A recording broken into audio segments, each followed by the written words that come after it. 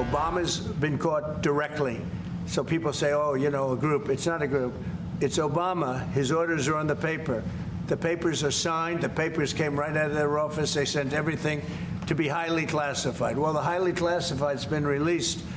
And what they did in 2016 and in 2020 is very criminal. It's criminal at the highest level. President Trump today calling out former President Obama after DNI Tulsi Gabbard sent a criminal referral to the DOJ related to her claims that Obama-era officials manufactured and politicized intelligence to create the Russia collusion narrative in 2016. Intelligence that those officials have said they had great confidence in.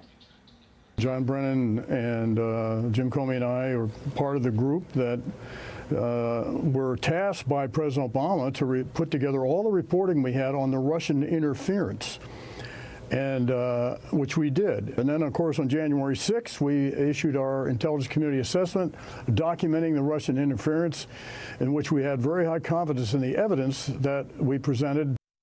Gabbard also teeing up that there will be more declassified documents coming this week.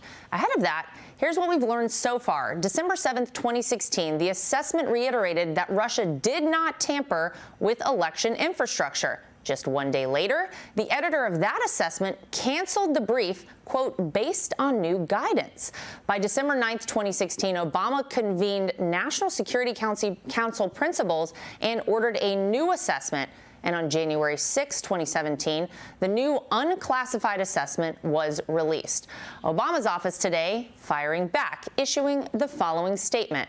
Out of respect for the office of the presidency, our office does not normally dignify the constant nonsense and misinformation flowing out of this White House with a response. But these claims are outrageous enough to merit one. These bizarre allegations are ridiculous and a weak attempt at distraction. Nothing in the document issued last week undercuts the widely accepted conclusion that Russia worked to influence the 2016 presidential election but did not successfully manipulate any votes. These findings were affirmed in a 2020 report by the bipartisan Senate Intelligence Committee led by then-Chairman Marco Rubio.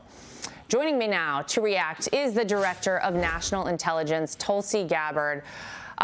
Director Gabbard, give me your response to what we heard from former President Obama there. He's saying that none of this makes any sense, that this is a distraction. What do you say to that?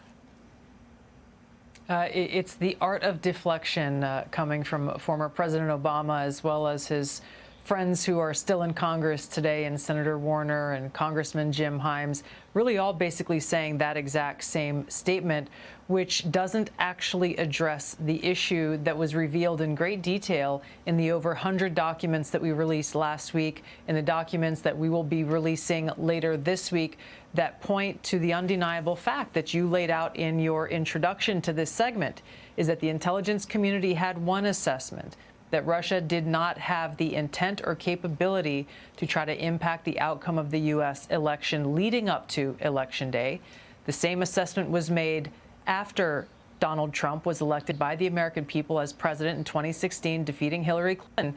And it wasn't until after that pulled President's Daily Brief document that you referenced that the Principals Committee was called in the National Security Council, and President Obama then directed Obama's ODNI, DNI James Clapper, to lead the effort to create this new intelligence community assessment that detailed not if, but how Moscow attempted to influence the outcome of the U.S. election. So this is the thing that I think people should pay attention to, is neither the message from President Obama's office, neither the statements coming from Democrats in Congress today and their friends in the propaganda media. None of them are addressing this fact that there was a shift, a 180-degree shift from the intelligence community's assessment leading up to the election to the one that President Obama directed be produced after Donald Trump won the election, that completely contradicted those assessments that had come previously. The second thing I want to address that's very important, Laura, is that you in the clip that you played, you saw John Brennan, James Clapper, James Comey stated with high confidence this January intelligence community assessment that they drafted at the direction of President Obama. The fact is that they used already discredited information like the Steele dossier. They knew it was discredited at that time, yet they used it as a source for this document that they claim to have high confidence in. They used intelligence that some of these intelligence community professionals rejected previously because of the lack of credibility and the lack of the ability to vet with any kind of confidence whether or not that information or intelligence was accurate and could be used for an assessment. There's a long laundry list of facts and intelligence reporting that directly contradict the statement coming from President Obama's office and those who are trying to deflect away from what actually happened, which was after Donald Trump was elected. Led by President Obama, there was an effort to create a document that would serve as a foundation for what would be a years-long coup against President Trump, therefore trying to subvert the will of the American people who sent him to the White House in 2016. Well, it's amazing that you are now releasing all of this. And Tulsi, I have to tell you, for those of us who lived through it, thank you. I think it's great that we're getting this information out. You say there is more information, there are more documents to be released. Anything you can tell us on that?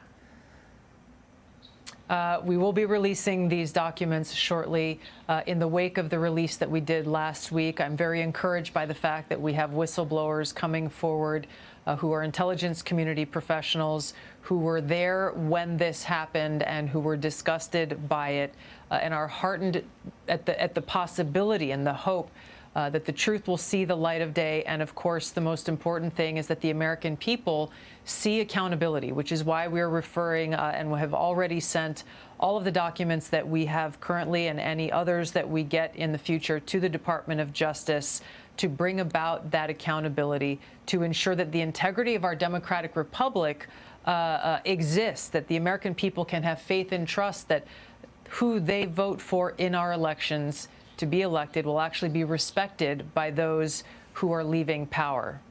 Amen to that. Well, Director Tulsi Gabbard, thank you so much for all your hard work, and thanks for joining us for a little today. Thank you so much, Lara. Hey, Sean Hannity here. Hey, click here to subscribe to Fox News YouTube page and catch our hottest interviews and most compelling analysis. You will not get it anywhere else.